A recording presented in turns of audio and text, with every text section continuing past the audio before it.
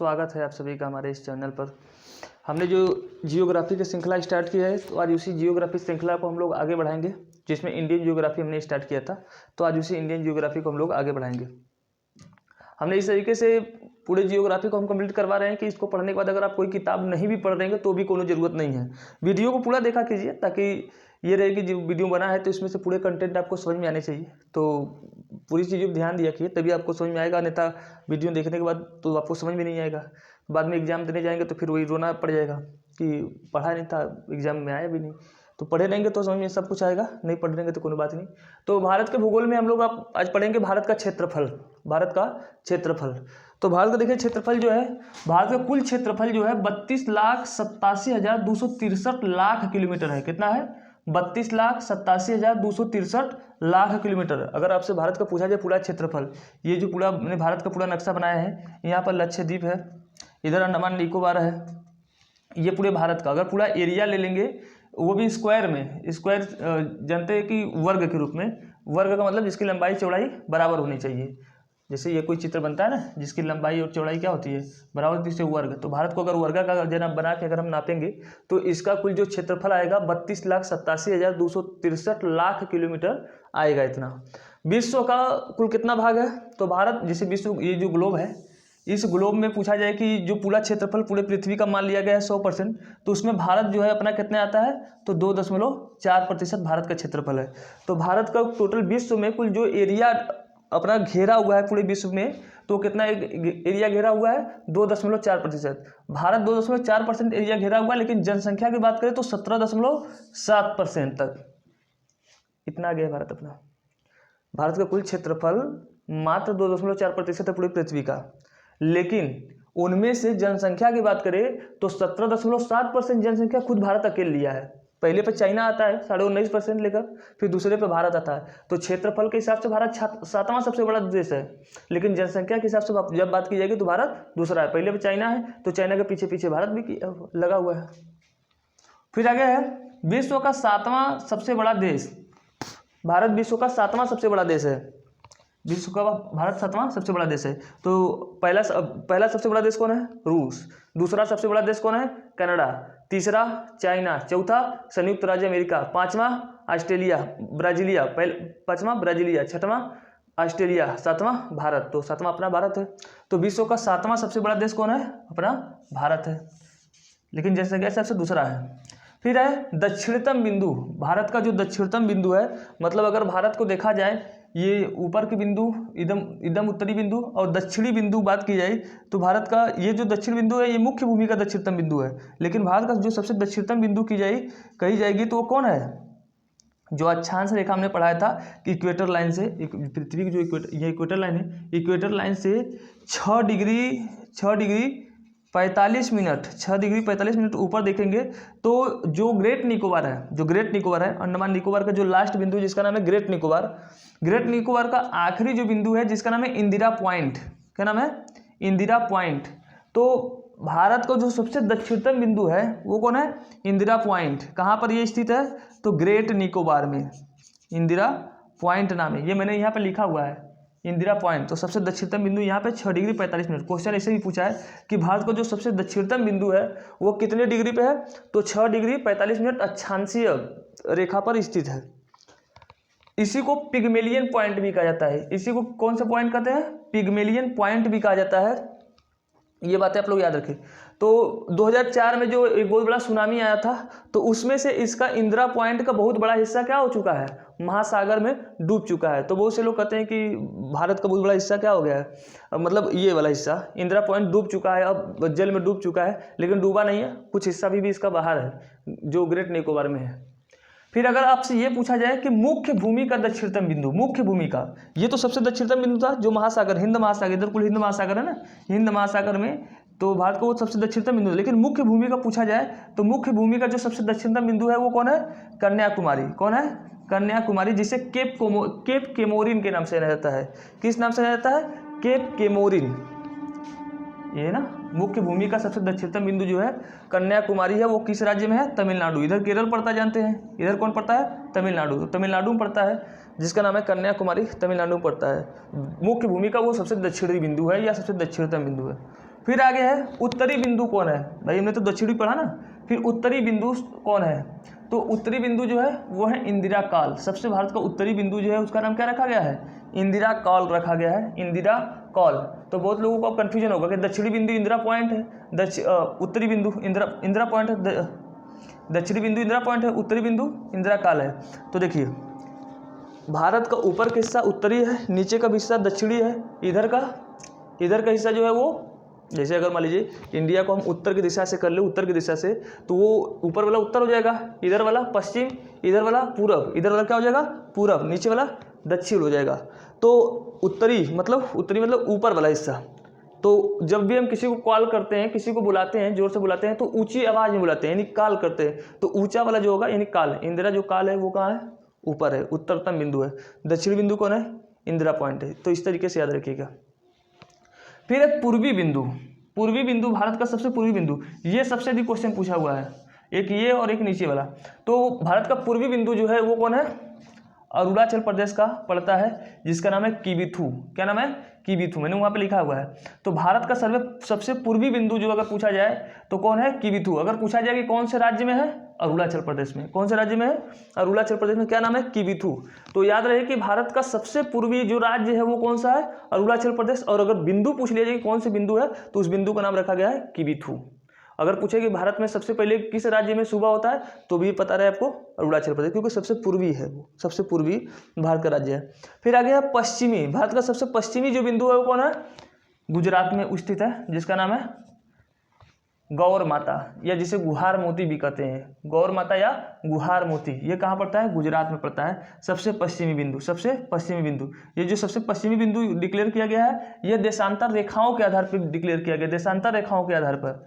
और जो उत्तर और दक्षिण बिंदु जो डिक्लेयर किया गया है, ये देशांतर अक्षांश रेखाओं के आधार पर। और ये जो पूर्वी और पश्चिमी बिंदु है देशांतर रेखाओं के आधार पर, जबकि उत्तरतम और दक्षिणतम बिंदु जो डिक्लेयर किया गया है वो किस आधार पर, तो अक्षांश रेखाओं के आधार पर। फिर हम आते हैं आगे, सीमा विस्तार। भारत का जो सीमा विस्तार है, स्थलीय सीमा की लंबाई, भारत की जो स्थलीय, जैसे भाई ये सब तो महासागरों में डूबा, महासागर से तट है, महासागर से तट का है ये। तो भारत का जो, अब ये उसको हम समुद्री सीमा बोलेंगे, जो भारत का समुद्र से तट वाला है, इसको बोलेंगे समुद्री सीमा बोलेंगे। ये बांग्लादेश है भाई, ये बांग्लादेश है। तो जो स्थलीय तट रेखा है, जो सीमा है, उसकी कितनी लंबाई है, 15,200। मतलब यहाँ से अगर राजस्थान से देखा जाए, ये जो एरिया देखा जाए तो कितना है, ये ऐसे करके आएंगे, समुद्र से सटा हुआ नहीं, तो वो वाला जो होगा 15,200 किलोमीटर है। कितना है, 15,200 किलोमीटर है। फिर मुख्य स्थल खंड के साथ समुद्री सीमा, अब ये जो मुख्य स्थल खंड के साथ है, मुख्य स्थल खंड के साथ जो तट रेखा है उसकी लंबाई कितनी है, तो ये हो जाएगा कुल 15,200। और मुख्य भूमि के साथ जो जुड़ा है वो कितना है, 6100। कितना है, 6100। फिर नीचे है कि द्वीपों को समाहित करने पर तटरेखा की लंबाई, ये जो समुद्र, जानते हैं कि ऐसा क्षेत्र जो चारों तरफ जल से घिरा हो और वो भूखंड छोटा हो, बहुत बड़ा ना हो, बड़ा होगा बहुत बड़ा तो महाद्वीप बन जाएगा, लेकिन छोटा होता है तो उसे कहते हैं द्वीप। तो भारत के जो द्वीप हैं, ये जो द्वीप है इनके बीच तो अपनी तटरेखा है, इनकी भी तो अपनी तटों की सीमा है। इनकी जब सीमा को आप ऐड कर देंगे इस वाले मुख्य तट रेखा के साथ, तो कितनी लंबाई हो जाएगी, 7,514। कितना हो जाएगा, 7,514। इसका मतलब 6100 में हमने कितना जोड़ा कि 7,514 हो गया, तो यानी 400, ये मिस्टेक है थोड़ा सा, 17 है। तो कितना हमने जोड़ दिया, तो 6100 में हमने जोड़ दिया 1400। यानी कि अगर द्वीपों की अगर पूछी जाए कि द्वीप की जो लंबाई कितनी है, तो कितनी है, 1417 किलोमीटर। अगर तट रेखा के पूछी जाए द्वीपों के साथ, तो कितना बताएंगे आप, तो 7,517 किलोमीटर। ये बातें आपको याद रहे, क्योंकि ये सब बहुत महत्वपूर्ण है। फिर हम लोग आते हैं भारत के पड़ोसी देश। तो बहुत बार एग्जाम में क्वेश्चन पूछा हुआ है भारत के पड़ोसी देशों के बारे में, कि भारत के कौन कौन से निम्नलिखित में से पड़ोसी देश नहीं है। तो आपके लिए एक ट्रिक है ये कि बचपन, ब से बांग्लादेश, ये जो क्रम से लिखा गया ना, इसका मतलब भी बता देते हैं। ब से बांग्लादेश, च से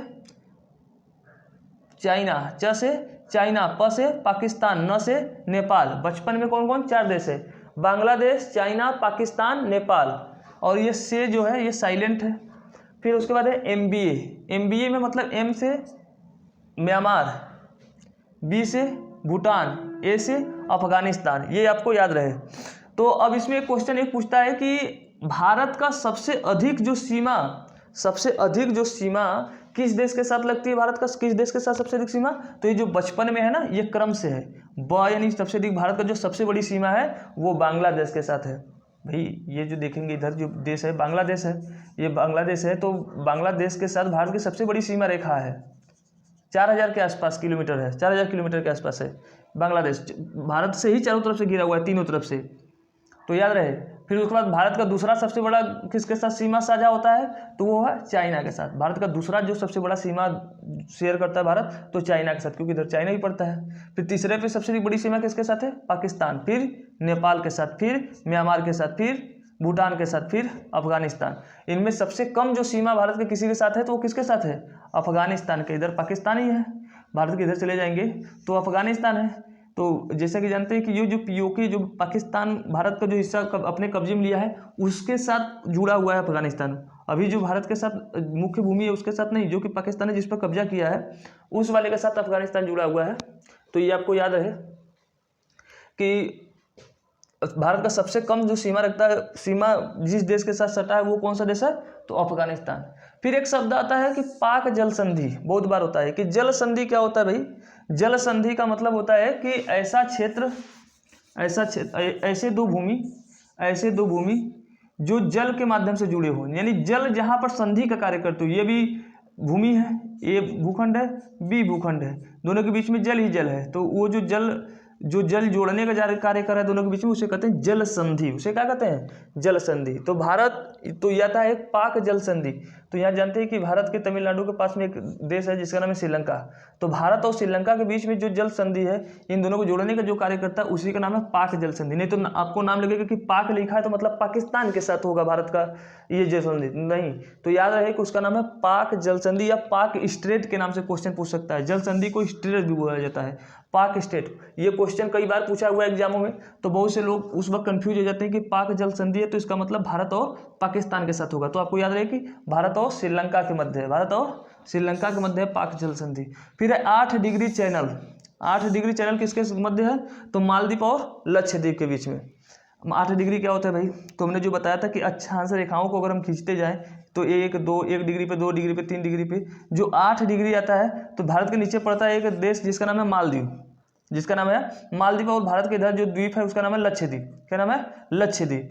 तो लक्षद्वीप नीचे है मालदीव, नीचे है मालदीव और ऊपर है लक्षद्वीप, भारत का ये द्वीप लक्षद्वीप।